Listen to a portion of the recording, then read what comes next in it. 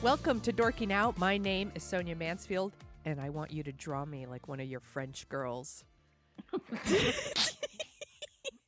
Joining me is my podcasting sister from another mister and the co-host of Dorking Out, Margo D. Hello, my friend. Hello, my friend. You know, I'm missing a leg, so it doesn't count. So that's how you know we didn't cheat. I didn't sleep with her. We are dorking out about 1997's Titanic. I don't know if you could tell, but Margo and I are really, really excited to talk about Titanic. like normally we like chit chat a bit before like we start recording, and I was like, we have to start recording right away, like because we have lots to say, I think, about Titanic. Oh my God. I've been wanting to talk about it since January 1st, 1998, when I first saw it. This movie, it has been on our list since the beginning. Oh, yeah. I'm kind of surprised we waited this long. You know, I associate it with the holidays like you do. And Yeah. I think it's because I saw it, like I said, it was on New Year's Day. It came out just before Christmas that year. Yeah. Everybody saw this movie. I saw it in Times Square, New York City, like the coldest damn day of the year. We were freezing walking over. And it was a theater that could seat 2,000. Wow. So we had enough That's people insane in there that to were on the me. Titanic. Yeah. Oh my God. They were in like Yeah. from the first start. Yeah. I mean, I was surprised a few weeks later the backlash started happening. And usually like male disc jockeys and stuff like, this is stupid, you know, but I stupid love this movie. Yeah. I know it's really dumb in some parts. I know this, you know, but I think there's so much here to enjoy, and I can't wait to talk about it. Me too. If for some reason you haven't seen Titanic, I don't know how that's possible. Judging by box office numbers, even babies have seen Titanic. I don't know how that happens, but it came out in 1997. It's written and directed by James Cameron, and it stars Leonardo DiCaprio, Kate Winslet, Gloria Stewart, Billy Zane. Oh, Billy Zane. Kathy Bates, Frances Fisher, Victor Garber, Danny Nucci. I have thoughts and feelings about Danny Nucci in this movie, and Bill Paxton. And I just wanted to mention the music by James Horner because it really is like that music. It's very beautiful. It's beautiful. It's very I use the word stirring. It's very stirring. This movie, I saw it in the theater 3 times, and it's not because I was working at the theater. I didn't work at the movie theater anymore by the time this movie came out. And I just kept going back to see it with other people who hadn't seen it. And, you know, I'm the friend that people are like, hey, I'm going to go see blank. Will you go with me? I usually say yes. So I went back and I saw Titanic a couple of times in the theater. And every time that audience was in, they were into it. And people fucking loved this movie. And then it became like the movie that was so easy to shit on. And I just won't have it. I won't have it in my presence. Well, it's like Forrest Gump. Yes. Like Forrest Gump was a movie. I saw that 3 or 4 times. Me too. I super loved it. And it was one of those like people like, okay, it's a summer film. It's a hit movie. Whatever. It's Tom Hanks. We all like Tom Hanks. And then it just became a thing. And then it got nominated for a million Oscars at the same time that Pulp Fiction did. So then it became like uncool to like Forrest Gump because Pulp Fiction, right? And it's stupid. They're apples and oranges. I mean, they're doing 2 different things. Yeah. And Titanic is doing like 3 different things. Yes. But I'd say 2 of the 3 they do it exceptionally well. Yes. And it's entertaining the whole time. And I don't like long movies. And I'm sitting here not checking my phone, not doing anything else when this movie is on. I'm totally in. Yeah, I'm the same way. This movie was supposed to be like a bomb. Like this was one of those movies that you read about in Entertainment Weekly for like a year, and they're like, it's over budget. It's, you know, it was supposed to come out in July and it's been pushed out to December because they're having so many problems. And, you know, James Cameron isn't exactly known for like his screenwriting ability and you know, to say the least. And he begs to differ, but we'll get into that in a second. I got a quote I got to tell you. Continue. But this movie was huge. It was the #1 movie at the box office for 15 weeks in a row. That rarely happens anymore that a movie would last. Even it played in the theater for over a year. It was out on video, but you could still see it in the theater. That, like, Yep. once again, this rarely happens. And I know why it was probably number one for so long is because teenage girls were seeing Titanic over and over and over. It was like, what are you going to do this weekend? See Titanic again? Like, they would just go with their friends and they would see it because it is a very sweet love story, and it's dramatic and tragic, and but I think there were boys seeing this too. I don't want to stereotype. It has like really awesome visual effects. I mean, once the ship hits the iceberg, it's a very exciting movie. There's a lot of action. Well, the first part is Bill Paxton and his crew. Right. And they're kind of like, they're scientists and they're hip and they're cool. And there's the one guy that I want to punch in the face. Yeah, he's an asshole. He's such a dick. The one with the beard and the who hassles Rose like, if you are who you say you are. It's like, this 100-year-old woman is lying right now. Yeah, she went through all this trouble to lie to you. Yeah, she doesn't have other shit she could be doing, like staying home in her warm fucking bed. She wants to haul her ass in the middle of fucking nowhere and pretend that she was on the Titanic. Give me a break. Yeah. So there's that, and then we go back to the original story, and then there is Leonardo DiCaprio was 21, and Kate Winslet was like 23, 24. She wasn't even a mother yet, and they're both so young and pretty, and they look great together. They do. And go ahead. I was say I think they have really great chemistry, and I think the love story's really sweet. I know it's cheesy. Like, I know the dialogue is cheesy, but I think it's a very sweet story, and I totally see why it clicks for some people. Like, especially all right, let's talk about it from like a straight teenage girl point of view. Who doesn't want like dreamy Leonardo DiCaprio saying that they love you, like for who you are, and they want to like support you to be the person you want to be, and like he literally dies for her, and it's like teenage girls are into that shit. It's Romeo and Juliet. It's that it's like, come on, of course they love it. It's okay. It's okay that it's like every movie's like this. I don't know why people shit on this one in particular. Like, have you seen a fucking romantic movie? They're all like this. Right. All of them. It's two good-looking people in a meet cute, and either stay together or they don't stay together. Yes. Like, that's all there is to it. Kate Winslet was a really strong actress. I mean, she'd already done some really big work up until this time, so it was a big deal to get her. But I think also she's so beautiful, and she looks great in this movie. She is gorgeous in this movie. Gorgeous, and her clothes are gorgeous, and she's adorable. Everybody drink. Like, I think she's really, really great, and I think he's really great in it too. He was still a bit of an unknown quantity at this point. Like, I think he had done Quick and the Dead, which I really like, and and Romeo and Juliet, I think came out earlier that year or the year before, I forget. I think it was the year before, and I mean he's a very handsome man. I get it. He's got that baby face. He does have a baby face. Even now, he still has a baby face. But people, let's go back to the idea that people shit on this movie. They shit on it because of the love story, because it's so cheesy or whatever. And they'll say there's all these amazing stories about real people who were on the Titanic.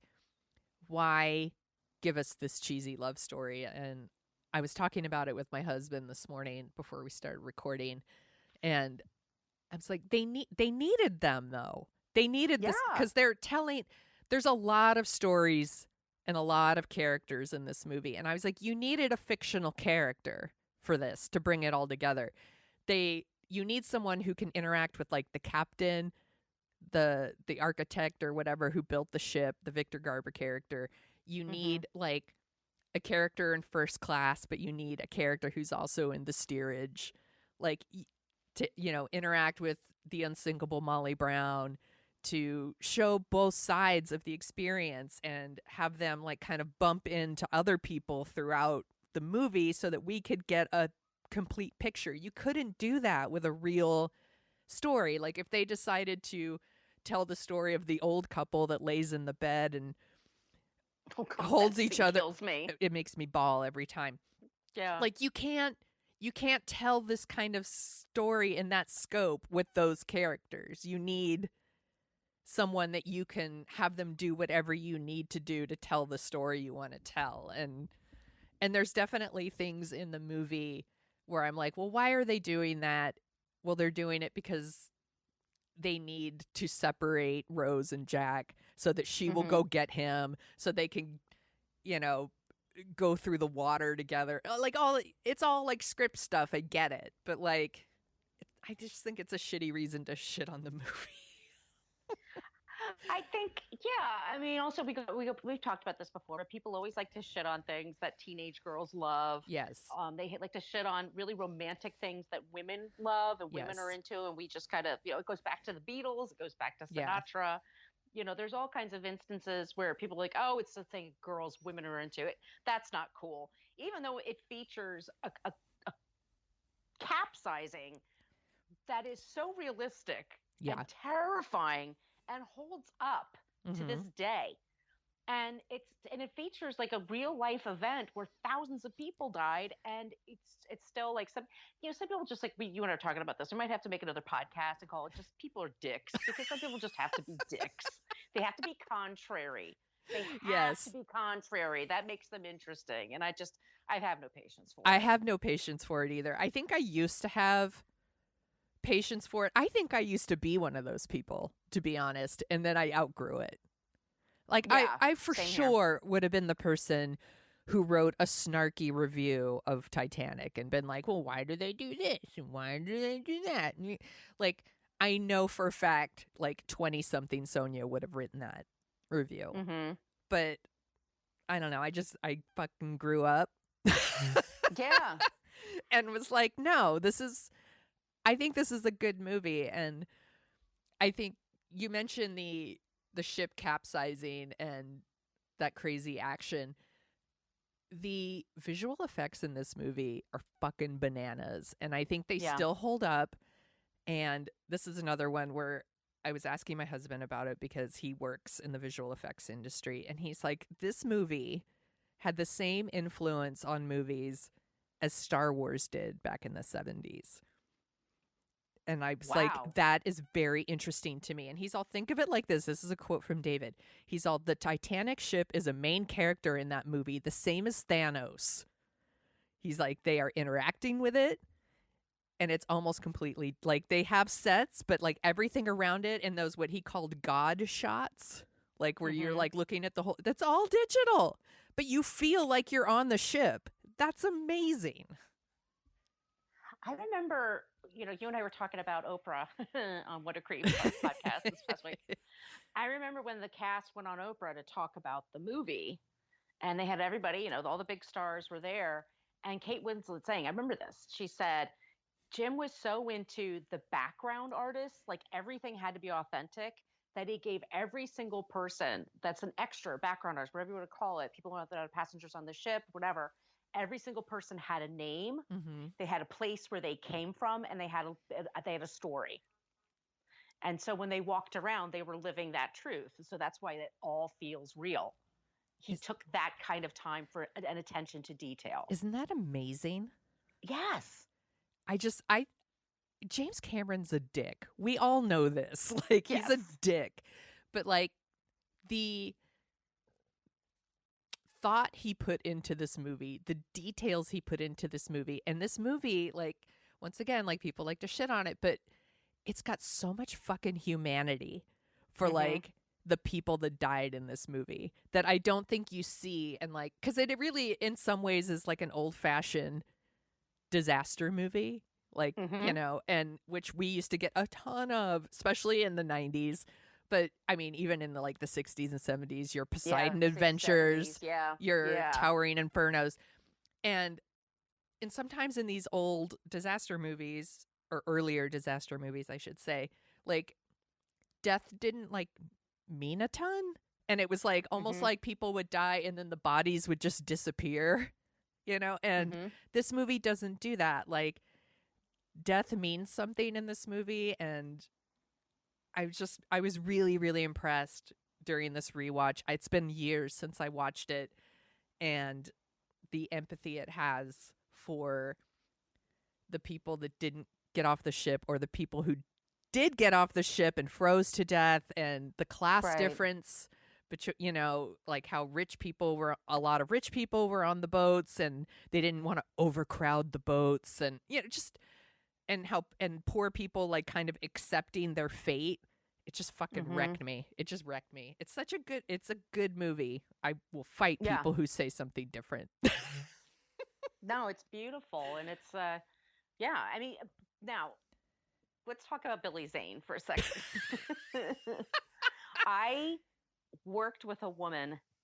Her last name was Zane, and I cannot remember her first name. And one day, she and I were talking. I was going to her cubicle, and I said, "Lisa," and I was thinking of my sister. My sister's name's Lisa, and she looked at me strangely, and she said, "What?" And I'm like, "Oh, I'm sorry." And I think her name was Allison. I forget what it was. That was Billy Zane's sister. I didn't know Oh, this until months later. And she looks like him. And his sister is actress Lisa Zane. She's from that family. okay. And she just gave me the most quizzical look, like, why did you do that? But anyway, that's my Billy Zane Connection. tangent connection. Yeah, exactly. So anyway, his character is the mustache twirling villain. For sure. We always hate him. We know to hate him right from the start. He's Yes. pompous. His hair is fake. His he's just a suck up to the mother. He treats, he's going to treat Rose. He can't recognize Picasso, how great Picasso was. Yes. Like, there's all those little jokes, but he's a monster. I mean, he doesn't like Rose at all. He's just using her for her money, That and she Rose doesn't have. but turns out she doesn't have any money. Yes. Her mother's pimping her out to this guy because she thinks that this, and when you find out later that he dies by suicide because of the stock market crash, you're like, good, because Yeah. he really is not a good person. He's Right. very evil. He's so bad. He's shooting at people as the ship is sinking. That It's like one of the bananas. It is one of the most. Look, the movie already has a villain. It's the fucking Yes. iceberg. Okay, we don't Right. need Billy Zane running around with a gun, concerning himself with a diamond and money and jealousy, and like the ship is going down, and over 1,500 people are gonna die, and he's like, well, I really got to shoot this guy before, like, I always win. I always win. I Like, always as the ship is win. sinking, what? I'm like, come on now. We didn't need that. We did not need any of that stuff. And I do want to like it. but I still like it. By the way, Yeah. any things like that I point out and like make fun of in the movie, which I'm going to do in 1 second, I still super love this movie. So Yes. there's a thing. So at the beginning, so we get Bill Paxton, and it's always great to see Bill Paxton, R.I.P. And then they bring Gloria Stewart on. She's telling the story of her love. She's telling her love story, which, by the way, these people are very, very patient. They just want to hear about the diamond, and they're listening to her very long story. It's very sweet. They're very nice to her, except for that guy with the beard. He's a dick. And she is engaged to Billy Zane, and she says, for every, the ship was a ship of dreams to everyone. Oh my God. To me, it was a slave ship taking me back to America in chains. And I just wrote, well, don't overreact, Rose. Like, Rose, I mean, okay. Director, the guy that wrote the script, Yeah. Jim, do you know what happened on slave ships? yeah, I'm like, you're marrying Billy Zane for money. It's not quite the Yes. same as a slave ship. Come on Yeah. now. Slow your roll, Rose. Slow your roll there, Rose. Like, and she's saying this 100 years later. Yeah. You know what I mean? So it's really sort of like, Rose, come on. Yeah. Yeah. I felt the same way. There's certain things like she says, I've noticed there aren't enough life jackets and lifeboats Yeah. on this ship. Like, there's certain, like, I get it. They're just moving the script along. Yes.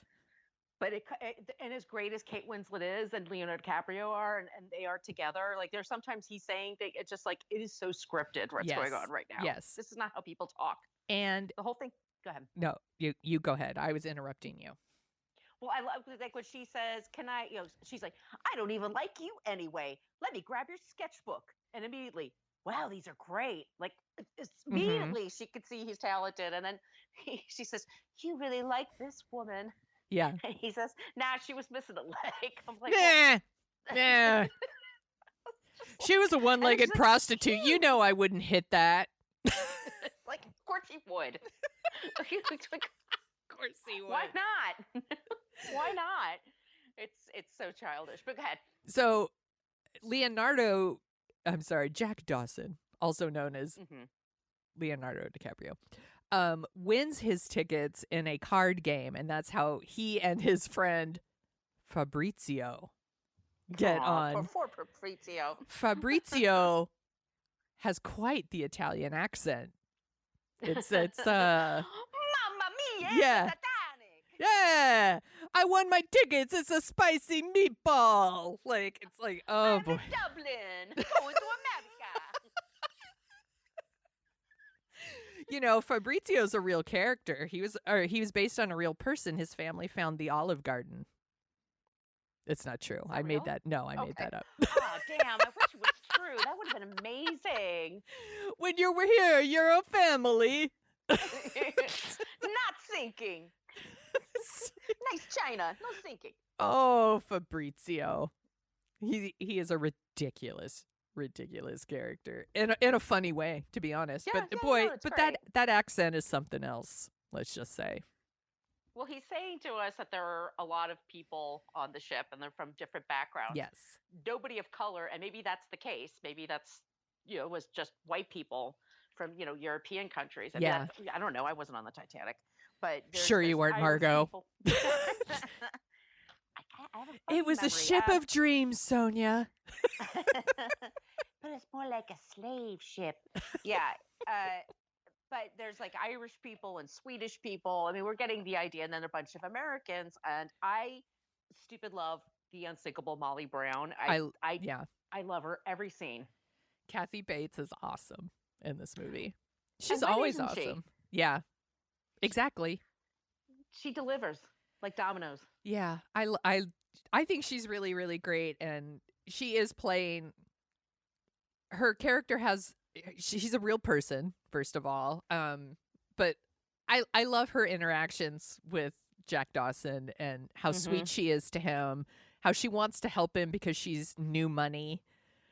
All the other women look down on her, but they have to put up with her because she's rich.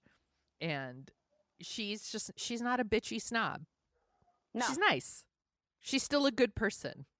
Yeah, she's fun. Yeah.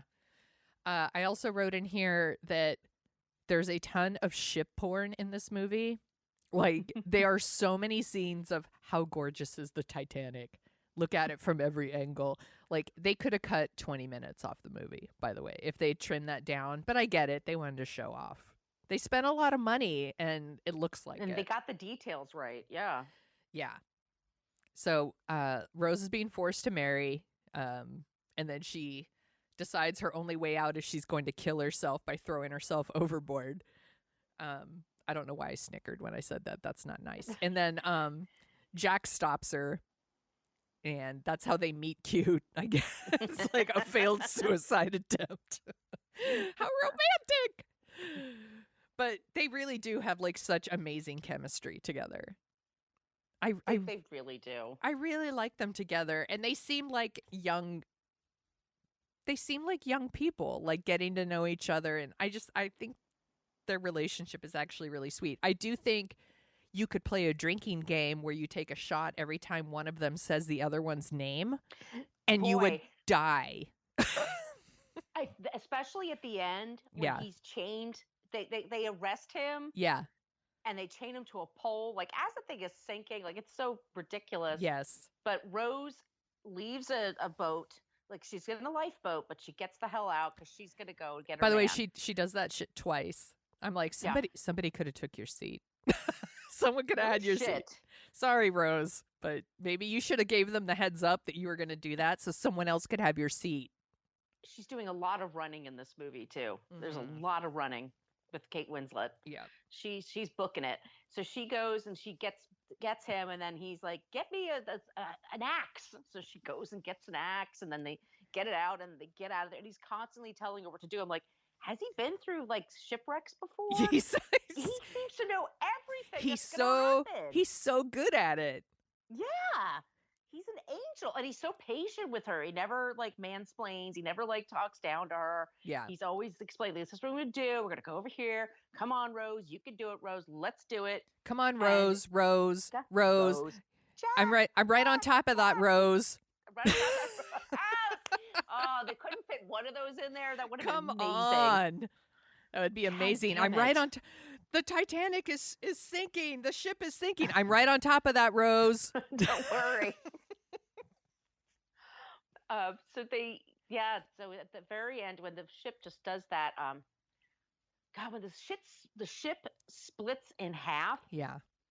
and it just is like up and down, and they're at the very, very top, and it's just about to sink, and then you hear the guy hitting the propeller. Oh my gosh. Always gets to me, always, and Yeah. I always feel so cold. Yes. But they must have been cold filming that scene, because I feel it when I watch them. You know they had to be so cold. Freezing, being in water all that time. It's Yeah. exhausting too. It's very tiring. And then, so Rose, they get in the water, and then there's always this debate. Could Yes. Rose have made room for Jack on that door? Yes. By the way, if that's the thing you're honed in on in the movie, maybe you should watch the movie again. Like, I'm like, I just don't think should be the key takeaway from that movie, but okay. For some people it is. Apparently it is. What do you think? You think there's room on that door? No, he tried. It was bobbling too much, and she was exhausted. She was passing out. I think So the door would have been submerged. They would have both froze to death. yeah, and I think he was ready to kind of like be the sacrificial lamb for her. He loved her, and he was losing it. And I think, yeah, he died peacefully. I mean, and I always get excited when she swims and she gets the whistle. Yeah. And she's able to, blow the whistle for help. Always gets to me. But when they go to get her, like all the frozen bodies in the water. So sad. It's so fucking sad. It's so sad. Moms with their babies. I mean, it's just, but that's how you should feel. You should feel the humanity of it. And that's one of the things that I think people don't talk about as much when they talk about this movie is the humanity of it and the little moments of that. As they are going to search for survivors, he's like, check every body. We need to find people. And he's like, don't hit them with the oars. Like, and you see bodies everywhere. It's super fucking sad. And he doesn't try to downplay how much people suffered for this. Right. It's really, really shitty. And and then there's just all these little, like, I remember seeing it in the theater. I didn't cry when Jack died. I never did cry when Jack died. But there are little things throughout the movie that hit me really hard. And it's usually like people who've accepted their fate. So it's like, even like the band that keeps playing on the Titanic. That always gets to me. That gets to me. The old couple in their bed as the water rises, or the mom telling a story to her kids as they're falling asleep and the water is, she knows. And that's the shit that like that hits me in my soft spots. Like it did when I saw it the first time. It did when I saw it the third time. It did again last night. I'm like, that's the stuff that hits me the hardest. And John Jacob Astor, who was the richest man on the boat, who could have just had a boat to himself, right, and went down with the ship. Yep. Because that's what a gentleman does. I mean, that really gets to me. Like, yeah. Or the guy who's like, I will take a brandy, and like he's fucking dressed up for drowning.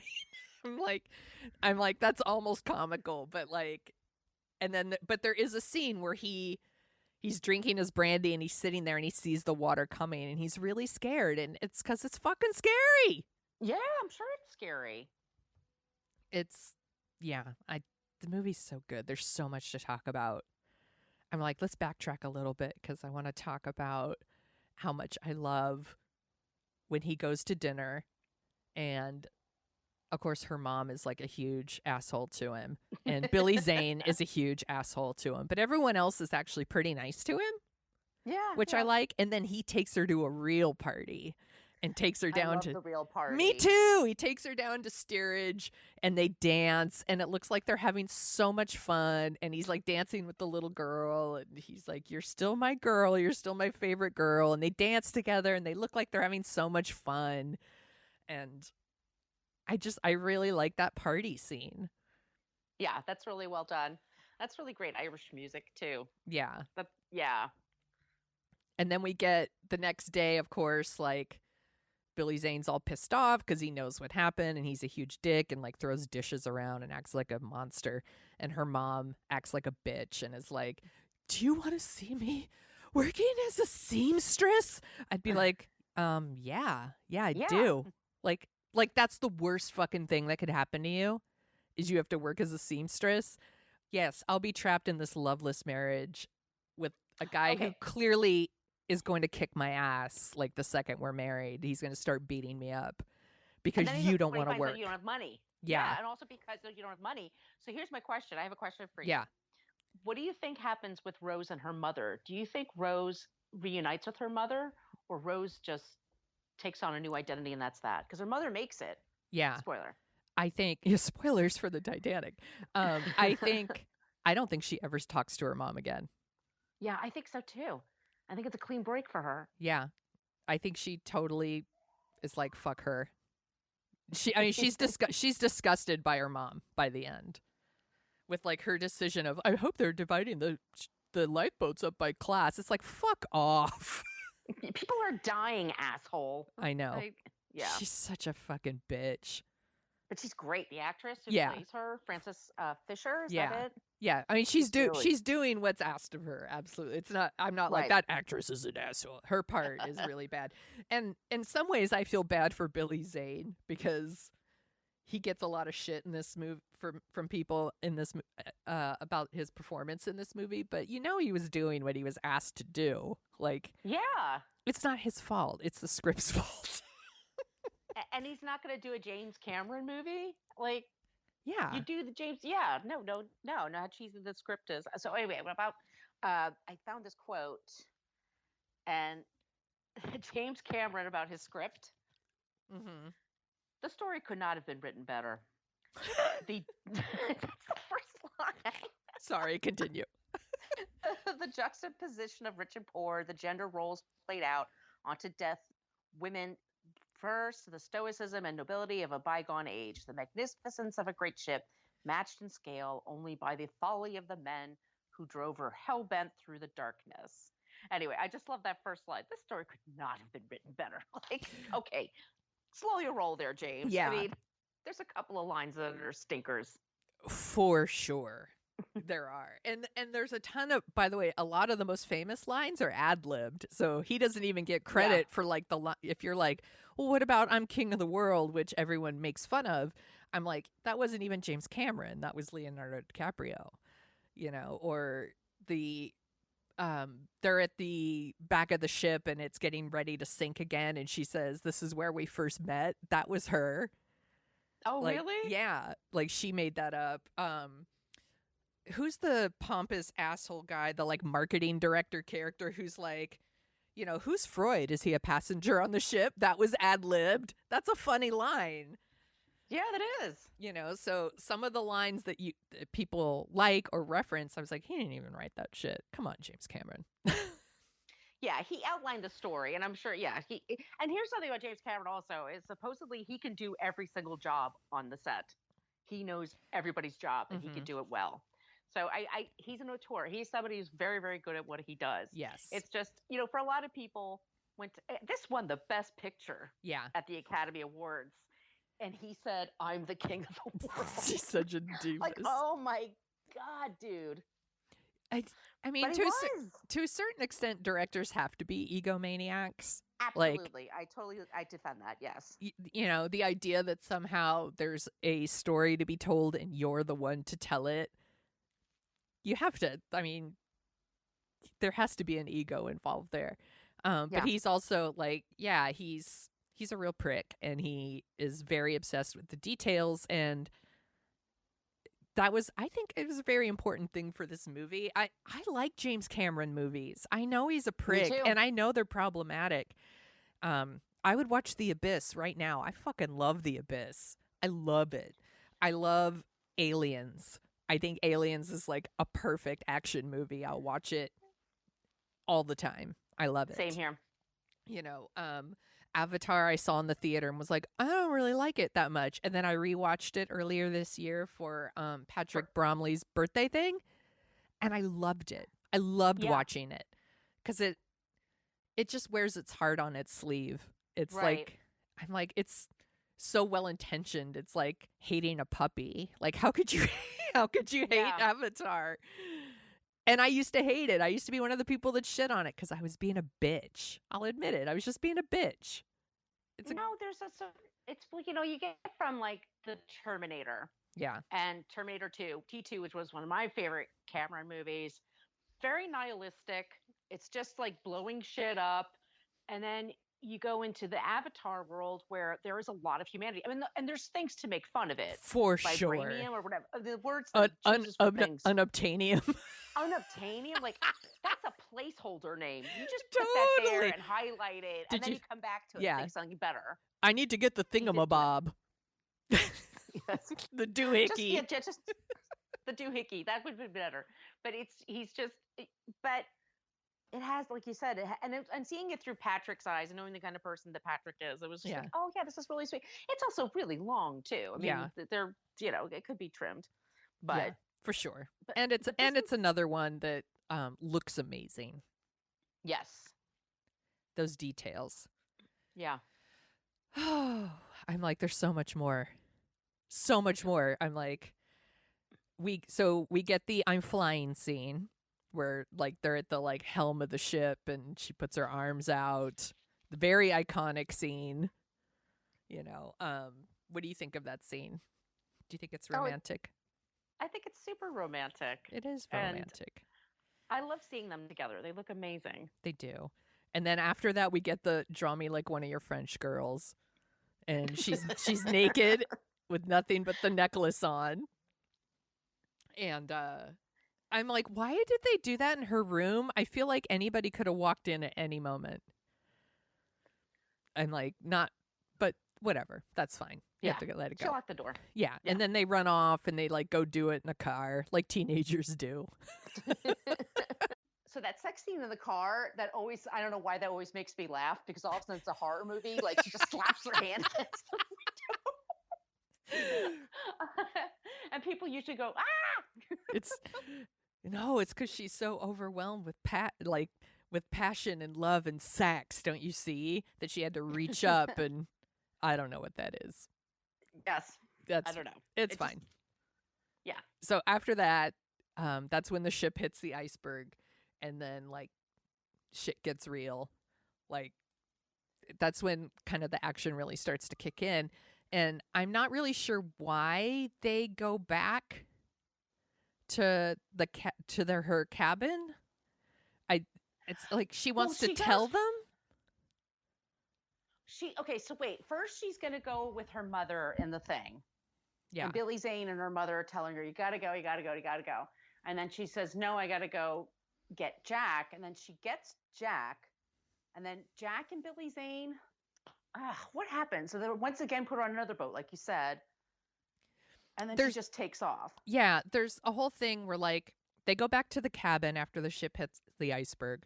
And she's going to I think she wants to tell her mother and Billy Zane plays a character named Cal, by the way, but we're going to continue to refer to him as Billy Zane. That's who he is. Because that's who he is. I think she wants to tell them, like, hey, this is happening. It was almost like out of the goodness of her heart, even though these people are assholes, I'm going to tell them that this is a thing that's happening and they need to get to a boat. And they show up, and then there's this whole stupid thing about they like plant the heart of the ocean on Jack, and look, Jack stole from us, and he's taken away in handcuffs. And it's all just so that they can separate Rose and Jack, so that Rose has to go and save him with Right. like the axe and all that stuff, which, by the way, is shit's super exciting. But this is when like we're getting a few of those things that are like, they're just because the script dictates Right. that they're going to do this. Like, why did they go back to the cabin? Because they have to, because they need to plant the diamond on Jack so Jack could get arrested, so they could get separated. It's all very silly. But I will say, when I saw it in the theater and she cuts the handcuffs with the axe, the crowd got very excited and started clapping. Well, the movie really kicks in. Like once Yeah. that boat is sinking, it's like it's everything, and all that money they spent for this movie, like Mhm. all of it's on film. Yes. Like it just technologically speaking, you really believe that this is a boat that's like a mile long and it's sinking. Yes. And I can't imagine they had a lot of opportunity for reshoots. Like, they built these sets and then they basically destroyed them with a shit ton of water. So, boy, that's a lot of pressure. You got to get it right. Well, didn't somebody like put PCP in the water So, or something in Mexico? Wasn't so that the what I thing? read was Cameron was such a dick. Surprise. That at the after party, somebody laced the clam chowder with PCP, and like 50 people got really sick. Got really high, I should say, because he was such a dick. Yeah. Yeah, But they also filmed in they did a lot of water tank stuff, and like he would yell at people like they weren't even allowed to get out and go to the bathroom. So like Kate Winslet and Leonardo DiCaprio were sitting there like swimming around in their own piss. wow, Basically, wow. you know, some people got like hypothermia, some people got kidney infections, which is no fucking joke, by the way. That No, shit's it serious. isn't. You know, from being in that water for an excessive period of time. It's not a joke. It sounds like a really hard shoot for sure. Hmm. I would totally do it. But It's worth it for the stories. Exactly. And that's when we get like the stupid shit with like Billy Zane running around with a gun trying to kill them on a sinking ship. It's like, dude, they're gonna probably die anyway. They, spoiler, only Jack dies. But I don't know why he's wasting his time with this, but I guess he's so overcome with jealousy that he must do it.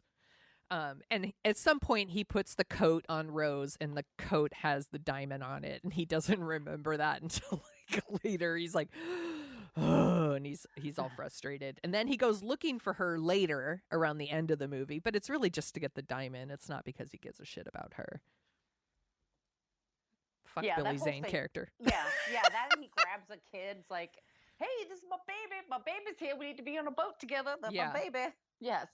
We always hate him. We Yeah. always hate him. Yeah. Yes. And He has nothing redeemable about him. no, the only good thing about him, like grabbing that kid and getting on the boat, is the kid gets to get on the boat. That's the only good thing that Yeah. happens there.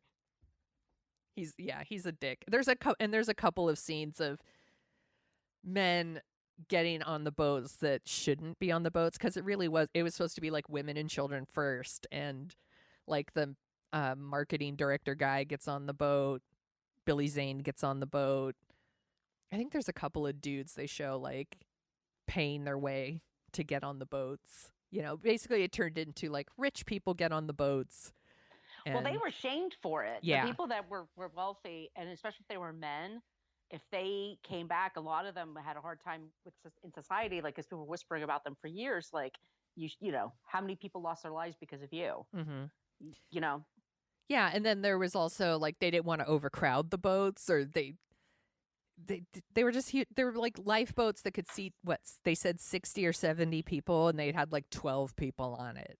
Right. So, and that means 60 people didn't get on the boat, and probably froze to death in the water. It's fucking terrible. It's terrible. Yeah. And that's when we start getting those really sad moments of the people who have accepted their fate. And It's fucked up. It's hard to watch, actually. For a really entertaining movie, there are these parts that just punch you in the gut. Mm-hmm. So we already talked about if there was room for Jack on the door. That's important. I'm glad we talked about that. That's been solved. We solved that. I don't care what Mythbusters says. We say. What did Mythbusters say? Do you know? So they had a whole thing where there was room on the door and it would have stayed afloat if she took her life jacket off and tied it underneath the door. Okay, well, who has time to Who do that? has time for that? Yeah. Nobody. I ain't got time for that. Nobody had time for that. So, Right. that's just silly. Also, I think it's funny that Mythbusters even took the time. And apparently they got James Cameron involved, and James Cameron was kind of like, artistic on the artistic side, Jack had to die. And I was like, he's right. He did. He's right. Absolutely right. One of the few times I'll agree with James Cameron about something in the script. He had to. I'm sorry. I know it hurts a lot of teenage girls' feelings, but it was important to the story. It had to happen. He had to die so that Rose could become Rose Dawson and then become the great person that she becomes. It sucks. I get it. Did you cry when Jack died? No. Did you you cried at the other spots though? I cry at the other spots. I get choked up with the band when they're just like, it was my privilege to play with you. Yeah. That really gets to me. The old couple that's holding each other as the water comes in. The mother, of course, with the babies. I mean, and then there's one of Jack's friends is Irish, and you see he doesn't make it. He's frozen to death. He's one of the guys that they were having the party with. That kind of stuff gets to me. But Jack, I was kind of like, and it gets such an angelic death. Like he slips away into the water, but it's sort of like Jesus Christ Superstar, but in reverse. Instead of heading to the heavens, he's sort of just going to the bottom of the ocean. But yeah, he had to. Yeah, and he looked great. He did. And then Rose got to rescue herself. Yes, which was important for her to do. I think so too. Yeah. So then she becomes the Daredevil. She's an actress, and she's like a pilot, and she rides horses, and she's a great grandmother who has an awesome granddaughter who takes care of her. Yeah, it's a good life. It is a good life. She leads a very long, full life. I remember seeing this in the movie theater and people just openly sobbing when Jack died. And I was like, and it's super sad. I'm not even trying to suggest it's hilarious that Jack Dawson died. It's not at all. It's super, super sad. And when I see, it's one of the things I miss about seeing movies in the theaters, that kind of collective experience that we all have we're all in it together. We're all going through it together. And I feel for the people who are openly sobbing, cause they're feeling it. I miss seeing movies in the theater. That's what I was thinking during this rewatch, is how much I miss movie theaters right now. Yeah. What do you think about Rose dropping the heart of the ocean back into the ocean? So did she have it this whole time? Yes. That was the whole point? Yes. And then does she jump into the water, or does she just die? I mean, no, she drops, oops, drops the diamond back into the ocean, and then she goes back to bed. And then there's this kind of debate of, does Rose die in her sleep in that bed? And then we get the dream sequence where she's walking up the stairs and Jack is there and they kiss and everyone claps for no reason. I don't know why they're clapping. Because they're kissing, I guess, or because she's there now. She's the last surviving member. Yeah. Maybe that's it. I don't want to say member. Died in the... Yeah. Kind of like Lost, like the show Lost. They're all... Did you watch Lost? Of course I watched Lost. Yeah, so there's the whole thing. I'm one of the defenders of Lost.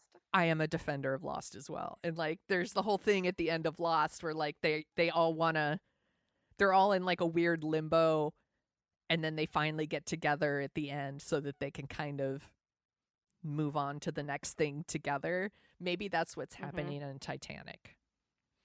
I liked it. I kind of think she dies warm in that bed. Yeah, I think she drops it. And it could be just in her. It's a part of her dream is that she's dropping that back into the ocean. But I think she dies. I think like she's Yeah. lived this full life. She's 100, right? Like how old is this Yeah, woman? I think they say she's 101.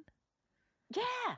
She had a good life. And then I think like in her dreams, she's reunited with all the people who perished Yes. that night. And That's that's what the whole point. That's what I took it as too. Some people take it as she's just sleeping. And I'm like, Well, nah. that's kind of a no. And I was like, no, Sleeping. that's like, this is an end. Like a real ending, I think. And there's also like, she's an asshole. She dropped the diamond back into the ocean and, you know, she could have sold it and gave the money to charity. I'm like, oh, fuck off. Come on. Oh, for God's sakes, people. She could have gave it to Bill Paxton. He was so patient and listened to her story. It's like, fuck off. I'm surprised she didn't sell it for, you know. Right? Right? That was when I watched it last night, I was like, she was on her own for the first time ever. She's 17. I'm like, kind of surprised she didn't sell it, but yeah. It could have been traced back to her. I mean, it might have been, you know. Or maybe it was just a matter of she didn't want Billy Zane to have it no matter what. And if she had it this whole time, he doesn't get it. But he dies. So yeah, that's true. 29. So in the Depression, I would imagine that would come in handy. Anyway, she's sentimental. Let's just say that. So, yeah. That's why she had it all this It's time. just kind of funny because it's not like Jack gave it to her. No. You know? But it's like Billy Zane's the one who gave it to her. But there was a lot of, I don't know. I guess it meant something to her, and she drops it back into the ocean, and I think that's, yeah, it's fine. Yeah. If Jack had survived, let's say there was room on the door, and he survived, do you think he and Rose would have stayed together? Absolutely. Me too. Absolutely. I think they're really in love. Life. Yeah. They would have had so much fun together. Soulmates. Yeah, I think so too. Mm-hmm. Do you want to hear some rando notes I pulled up from various things I read? Sure. Okay, so the old couple in the bed are Ida and Isidore Strauss, and they were owners of Macy's department store in New York. Oh. And apparently there was a whole thing about she was offered a seat on a lifeboat and she refused and told her, and she was heard saying, as we live together, we shall die together. Oh, that gets me in the feels. Yeah. We mentioned the PCP. 2/3 of the Titanic was built nearly to scale. I think that's pretty crazy. Wow. He is such a fucking detailed dude. There were a whole bunch of people that were considered for Jack or auditioned for the role of Jack. One of them was Johnny Depp. I'm like, yeah, I could see it. I'm like, I mean, it wouldn't have been as good, but I could see it. See, I think he's at this point, he's too old. Or at that point, he was too old. That's what I think. Matthew McConaughey apparently was. All right. He was in contention. He was also apparently in contention for the Billy Zane part. Oh, I could see that. And I was like, I'm interested in seeing that version. Yeah. The other one, Christian Bale, apparently was someone considered, and this is my favorite one. When James Cameron was first writing it, he was thinking of River Phoenix. Aww. Which makes perfect sense to me. He would have been great. Why you then get Leonardo DiCaprio. Like, that really makes sense to me. And then there's like some other ones like Tom Cruise, Ethan Hawke. I'm like, sure. Like Brad Pitt, Chris O'Donnell. He's too vanilla. He's just too vanilla for that movie. He's too short. He's too short. Jack needs to be tall and lean. Yeah. And then there's a ton of actresses. It was like every actress.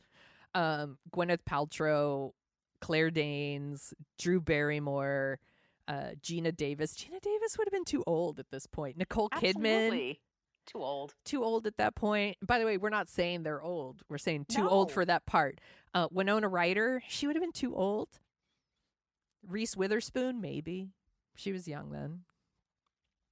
Anyway. Yeah, she could have done it. Yeah. Apparently, I forgot to mention, Jeremy Sisto. Mm-hmm. Rolling with the homies.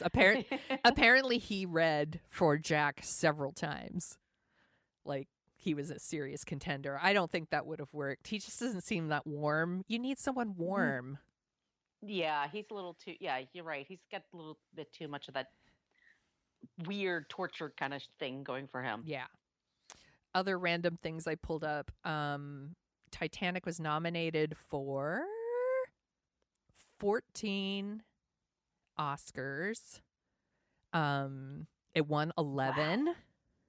Holy shit. I'm going to tell you what they won here in a second. I have to scroll down to my list. I wrote a list because I'm such an Oscar dork. La la la. Here we go. I'm sorry, everybody. Okay, Best Picture, Best Director, Best Original Song. We haven't even talked about that yet. My Heart Will Go On. You couldn't get the fuck away from that song if you wanted to in 97, 98. It was on every station. Everywhere. Yeah. It was everywhere. It also won like sound editing, art direction, cinematography, costume editing, and visual effects. Of course, it won for visual effects. It was a massive movie. Like I said, it was like number one 15 weeks in a row. It made $2.2 billion. Oh my God. It's the third highest grossing movie of all time, behind Endgame and Avatar. Wow. Isn't that crazy? That That's is a crazy. shit ton of money. But people saw it all over the world. Like, it was a phenomenon that just, like, everyone got caught up in it. And I think that's like when something gets that popular, people have to shit on it too. That's true. Yeah. And Leonardo was not nominated, but Kate Winslet was nominated for Best Actress, and she lost to Helen Hunt for As Good as It Gets. Oh, yeah, that movie. We'll talk about that someday. Yeah, and I'm looking at the other nominees, and I'm like, maybe Kate Winslet should have won. Like, Judi Dench for a movie called Mrs. Brown. I didn't see it. Julie Christie for Afterglow. I didn't see it. I didn't see it. Helena Bonham Carter for Wings of the Dove. Never saw it. I didn't see that either. I'm like, I know Helen Hunt was not my choice because I didn't really like that movie.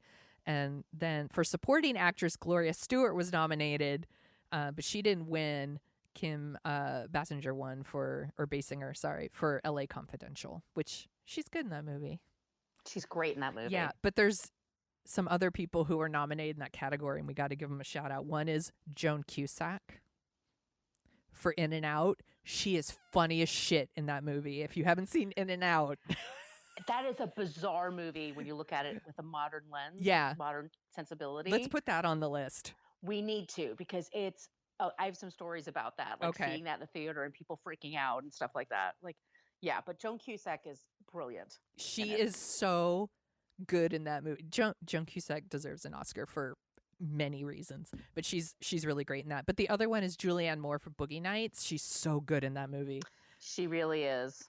And once again, she didn't win because it was Kim Basinger. But and Minnie Driver was also nominated for Good Will Hunting. But yeah, I like Minnie Driver, but whatever. Yeah. What else? Nope. I think that's all my rando details. Do you want to hear the top movies of '97 besides Titanic? Yes, please. Okay, so I'll go from one down. So number 1 was Titanic. Number 2 was The Lost World, Jurassic Park. Yep.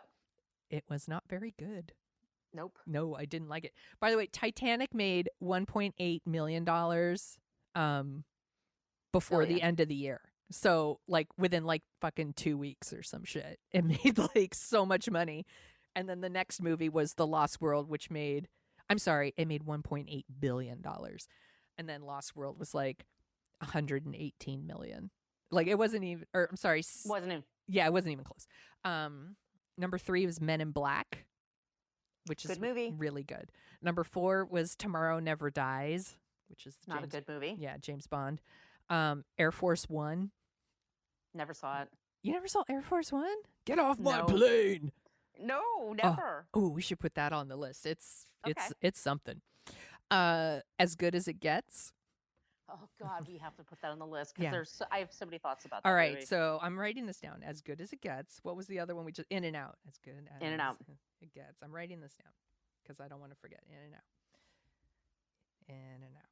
Okay. Liar, Liar, which I also... Jim Carrey? Yeah, I think we should also put on the list. I'm writing it down. Liar, Liar. I think I like that movie. I remember really liking Liar, Liar, Yeah. actually. You've already done an episode about this one with Patrick Bromley on F This Movie, My Best Friend's Wedding. Oh, yeah, we talked about that. We had thoughts. Yes, you did. Also, The Fifth Element. I never liked that one. Okay. See, this is why we're fucking sisters from another mister. I was the only one who didn't like it. I feel like I should re-see it because I'm like, maybe I would like it now. Maybe it just didn't meet my expectations at the time. I feel like I should give it another shot, but I didn't like it at the time. And then number 10 was The Full Monty. God, that movie. I haven't seen that in a long time. Which I really liked at the time. I thought it was really funny. And I really liked them. So do you want to hear about some of the top songs of 97? Yes, I do. Some of these you could not get away from, a lot of these. Third Eye Blind, Semi-Charmed Life. Oh my God, no, you could not. That was such a Live 105 staple. Yep. Live 105 is the radio station here in the Bay Area, by the way. You couldn't get away from that song.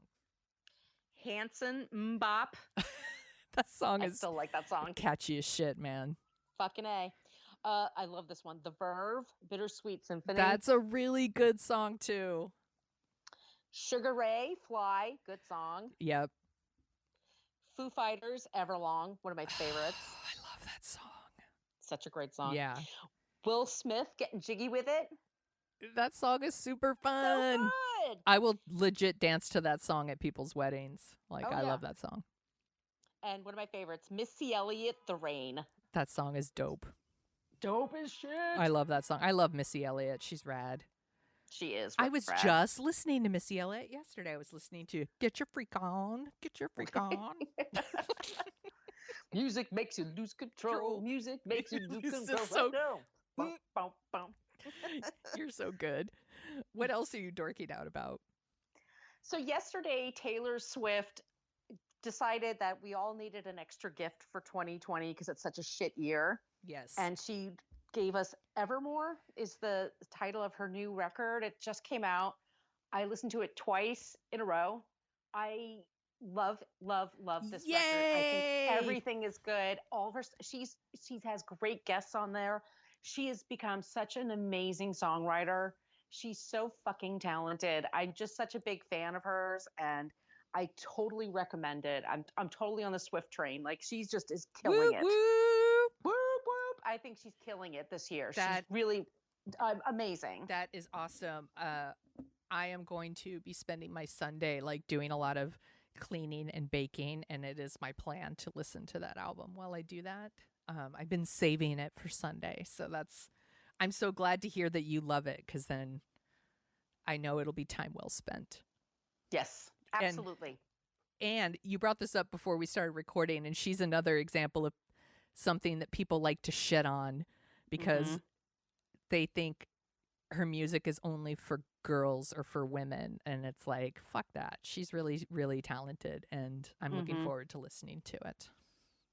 Yay. I wanted to mention, I'm going to put a link in the show notes to this because I thought it was one of the most entertaining things I've read in a long time. There is a Netflix holiday movie on called A New York Christmas Wedding. I have not watched it. I am not going to watch it, but Slate wrote the most amazing review of it, and it's called The Ballad of a Flamboyantly Gay Dead Fetus. Wait, what? That's what it's called. I see the picture on Netflix, and it looks like it's like a Christmas Prince or Holiday, or it looks like whatever rando Christmas movie. You get them all, like Hallmark and Lifetime, those kinds of movies, which, by the way, I love, and I know you love too. This movie is fucking weird. Like, did I send you the link already? If not, no. I'm going to send it to you after we're done recording because you should read it.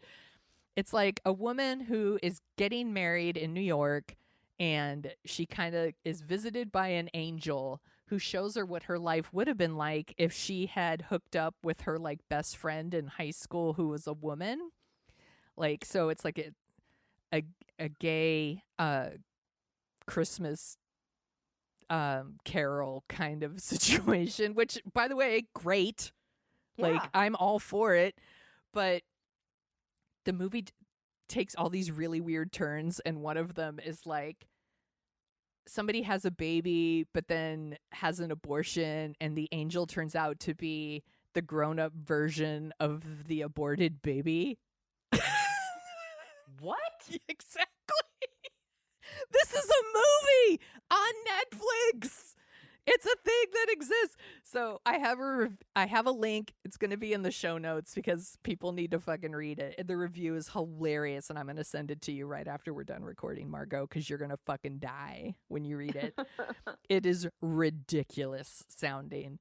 And some of my coworkers said they tried to watch it, and they lasted about 15 minutes, and they were like, out. I'm out. Who's in it? Nobody you know. I'm like, nobody I know either. Not that I know everybody, but if y'all listening have watched it, please like send us an email at dorkingoutshow@gmail.com or tweet to us or put it in the What a Creep Facebook group. I'm dying to know what you think about it because this review is fucking bonkers. Like the quick line summary is Netflix A New York Christmas Wedding is a wild, howlingly bad queer holiday movie for the ages. So, that's something to say. That's something to say. I'm so glad we talked about Titanic. Oh, me too. It was so much fun. So fun. Where can people find you on the internet, Margo? On social media, you can find me at Brooklyn Fit Chick, mostly for Twitter and Instagram. And my blog is brooklynfitchick.com. And you can find me at thesoniashow.com and The Sonia Show on Twitter and Instagram. And if you like the sound of our voices, you can also hear us at What a Creep Podcast, whatacreeppodcast.com, where we talk about creeps. And we end every episode with someone who's not a creep. And right now our episode is about like Oprah's favorite creeps, people that she gave a platform to, like Dr. Phil, Dr. Oz, Jenny McCarthy. It's a good one. Yes, it is. I'm proud of it. Yeah, I'm proud of that one too. So that one's really good. And if you want to email us, you can do that, like I said, at dorkingoutshow@gmail.com. We have stickers. We're going to have new stickers soon, I promise. And if you like our show, please give us a review on Apple Podcasts. It helps us find our people. And you can also find Dorking Out at Dorking Out Show on Twitter. And it's on Facebook, but it's a fucking basic bitch page. And the truth is, I don't really go to it. So, I mean, I post the show there, but we don't interact with people so much there. But if you want to, we do let people we have a private group for What a Creep. You just type in What a Creep podcast group, and a lot of Dorking Out listeners like to go there and share their stories or things they're dorking out about. And that's fine too. I think that's good. So this was super fun. I'm so glad we talked about Titanic. I almost said King of the World. Thanks for talking King of the World with me, Margo. Oh my God. Goodbye, Sonia. Goodbye. Let's go get some breadsticks. I'm King of the World.